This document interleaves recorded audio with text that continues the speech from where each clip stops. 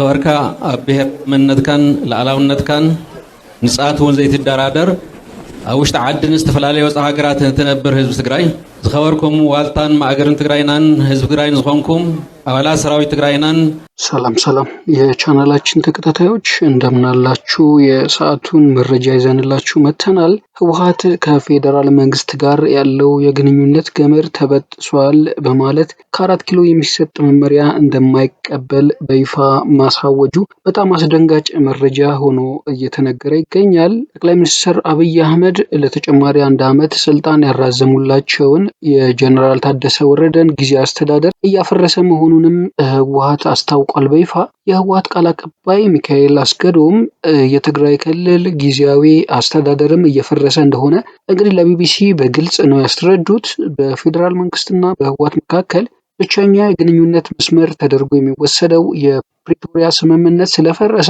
ጊዜያዊ አስተዳደሩም ፈርሷል ነው ያሉት። በግልጽ ከፌደራል መንግስት ጋር ያለው የግንኙነት ገመድ መበጠሱን የገለጹት ቃል አቀባዩ እየፈረሰ ነው ያሉት ጊዜያዊ አስተዳደር ፕሬዝዳንት ጀነራል ታደሰ ስልጣናቸውን በሰላም እንዲያስረክቡ አሳስበዋል። ጀነራሉ የህወሓትን ውሳኔ አክብረው ስልጣናቸውን በሰላማዊ መንገድ የማያስረክቡ ከሆነ ስህተት እንደሚሆን ህወሓት በቃል አቀባዩ በኩል ተናግሯል። ቃል አቀባዩ ይሄን ያሉት ጀነራል ታደሰ የህወሓት ጊዜያዊ አስተዳደር የማፍረስ ውሳኔን ተቃውመው ስልጣናቸውን በኃይል ሊቀማቸው የሚሞክር ኃይል ካለ እንደሚጋፈጡት ከገለጹ በኋላ ነው እንግዲህ ይሄ መግለጫ የተሰጠው። ህወሓት የጊዜያዊ አስተዳደሩን መዋቅሮች የተቆጣጠረው በፕሪቶሪያ ዘላቂ ግጭት ማቆም ስምምነት የተመሰረተውን ጊዜያዊ አስተዳደር ማገዱን ተከትሎ ነው።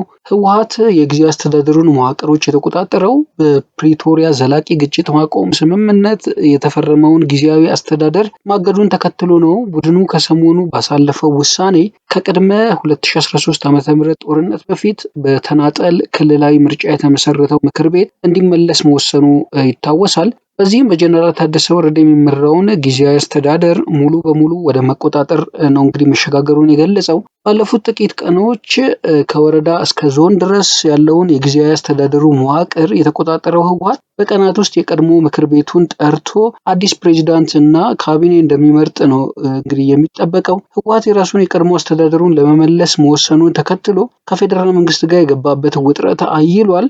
በሁለቱ ኃይሎች መካከል የተፈረመው የፕሪቶሪያ ስምምነት ህልውና አደጋ ላይ መውደቅ ወደ ጦርነት እንዳያመራ ከፍተኛ ስጋት ፈጥሯል። ህወሓት ሌተናል ጀነራል ታደሰ ወረደ የስልጣን ርክክብ ካላደረጉ ስህተት ነው የሚሆነው በማለት ነው ያሳወቀው። የህወሓት ቃል አቀባይ አቶ ሚካኤል አስገዶም ከቢቢሲ ጋር ባደረጉ ቃለ መጠይቅ ነው እንግዲህ የትግራይ ክልል ጊዜያዊ አስተዳደር ፕሬዝዳንት ሌተናል ጀነራል ታደሰ ወረደ ሰላማዊና ዲሞክራሲያዊ ርክክብ የማይፈጽሙ ከሆነ ስህተት እንደሚሆን በጥብቅ ማስጠንቀቃቸው የተገለጸው። የትግራይ ክልል ጊዜያዊ አስተዳደር እየፈረሰ በመሆኑ ከፌደራል መንግስት ጋር ያለው የግንኙነት ገመድ መበጠሱን ነው እንግዲህ በግልጽ ያሳወቁት። ከ6 ዓመት በፊት በክልሉ ምርጫ የተመረጠው የትግራይ መንግስት ምክር ቤት ወደ ስራ እንዲመለስ ወስነናል ብለዋል። የፕሪቶሪያ ስምምነቱን ያፈረሰው የፌደራል መንግስት ነው። እኛን ሳያማክር ሌተናል ጀነራል ታደሰን ለብቻው ሹሞ የላከልን ፌደራል መንግስት ነው። ስለዚህ ስምምነቱን በማፍረስ ፌደራል መንግስት ተጠያቂ መሆን አለበት በማለት ነው እንግዲህ ቃል አቀባዩ በግልጽ ያሳወቁት። በ2012 የተደረገው ምርጫ በስምምነቱ መሰረት ውድቅ ሳይሆን ታግዶ የቆየ መሆኑን ገልጸው አሁን ባለው ሁኔታ አዲስ ምርጫ ማድረግ ስለማይቻል የቀድሞ ምክር ቤት ወደ ስራ መመለሱ ህጋዊ ነው ሲሉ እንግዲህ ማብራሪያቸውን ሰጥተዋል። ጀነራል ታደሰ በምክር ቤቱ ለሚመረጠው ፕሬዝዳንት ስልጣን ያስረክባሉ ተብሎ እንደሚጠበቅ ገልጸው ከዚህ ውጭ የሚሄድ ሰው ካለ ወይም ከዚህ ውጭ ከሄዱ ግን ስህተት ነው የሚሆነው፣ ትክክል አይሆንም ሲሉ አስጠንቅቀዋል። ምክር ቤቱ ወደ ስራ ከተመለሰ በኋላ አዲስ አስፈጻሚ ካቢኔና ፕሬዝዳንት እንደሚሰይም ቃል አቀባዩ ነው የገለጹት። ፕሬዝዳንት ጀነራል ታደሰ ከዚህ ቀደም በሰጡት መግለጫ በጊዜያዊ መንግስት ላይ መፈንቅለ መንግስት ለማድረግ እንዳታስቡት እንዳትተገብሩት ብለው ማስጠንቀቂያ ሰጥተው ነበር። ነባር መንግስት ይመለስ የሚለው የህወሓት ውሳኔ አደገኛና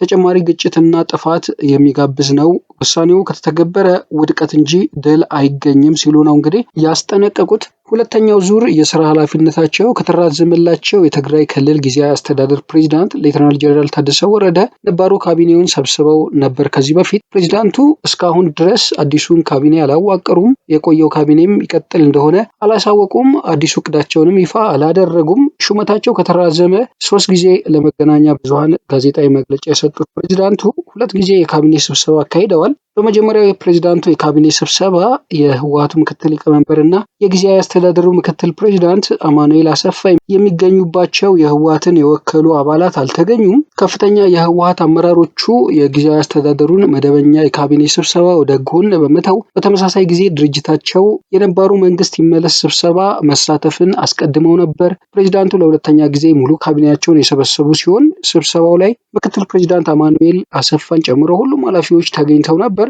ካቢኔው መደበኛ ውሎው መሬት፣ ማዕድንና ውሃ በሚመለከቱ ጉዳዮች ተወያይተው ውሳኔ አሳልፈው ነበር። በምርጫ ቦርድ የተሰረዘው ህወሓት ሚያዝያ 7 ቀን 2018 ዓ.ም የጀመረው የነባሩ መንግስትና ምክር ቤት ይመለሱ ውሳኔ በዘመቻ መልኩ ከዞን እስከ ወረዳ ተከታታይ ስብሰባዎችን እየተካሄዱበት ይገኛሉ።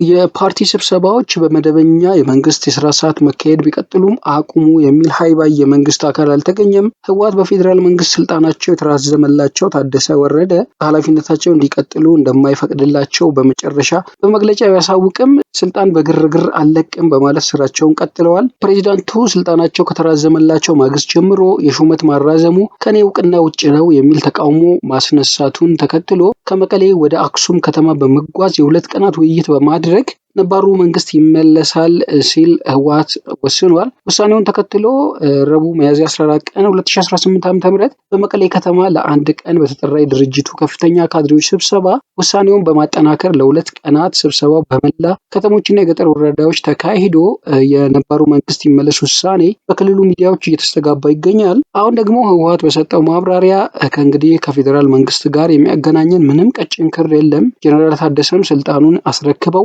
ውልቅ ይበሉ የሚል ቀጭን ትዕዛዝ መስጠቱ ተሰምቷል። ይህ አስደንጋጭ ይሆናል። በኢትዮጵያ ፖለቲካ ውስጥ ውጥረቱም እንዲያየል አድርጎታል። የምስራቅ አፍሪካ ቀጠና ወትሮም እንግዲህ በውጥረት ውስጥ ያለ ቀጠና ነው። አሁን ደግሞ ህወሓት በዚህ መግለጫው የበለጠ ውጥረት ውስጥ እንዲገባ አድርጎታል ማለት ነው። በቀጣይ የፌዴራል መንግስቱ ምላሽ ምን ይሆናል? ውጥረት ውስጥ ወደ ይሄዳል የሚለው ሌሎች አካባቢዎች ካሉ ግጭቶች ጋር ተደማምሮ አስጊ ሁኔታ ውስጥ እንደገባ እየተነገረ ይገኛል። እንግዲህ ውድ የቻናላችን ተከታታዮች ከቻናላችን ጋር ስለምትሆኑ እናመሰግናለን። መረጃዎቻችን ለሌሎች እንዲደርሱ ላይክ፣ ሼር፣ ሰብስክራይብ እያደረጋችሁ አብራችሁን ሁኑ እንላለን። በሌላ መረጃ ዳግም እንገናኛለን። ሰላም። መንግስቲ ኢትዮጵያ ዝኣወጆ ጥፍኣት ወራር ምስ ሰምዐ ከይወዓለ ከይሓደረ ቆፎ ከም ዝተንከፈ እስለን ህቢ ብቁጣዕ ተላዒሉ ብዝተፈላለየ መግለፅታት ኣብ ድሮ መበል 130 ዓመት ዓወት ዓድዋ ለካቲት 21 2018 ዓ.ም ጊዜያዊ ምሕዳር ትግራይ ኣብ ዘመሓድሮ ኩሉ ከተማታትን ገጠራትን ዝነብር ህዝቢ ትግራይ ድሙቕን ታሪኻውን ሰላማዊ ሰልፊ ብምክያድ ህዝብና ብሄራዊ ህልውንኡን ሉዓላውነቱን ንፅኣቱን ፈፂሙ ከም ዘይደራደር ዘስምዖ ናይ ሓርነት ድምፂ ንፈተውትና ኣሕቢኑ ንፀላእትና ድማ ዝሕዝቦ ዝጭብጦ ወስኢኖም እዩ።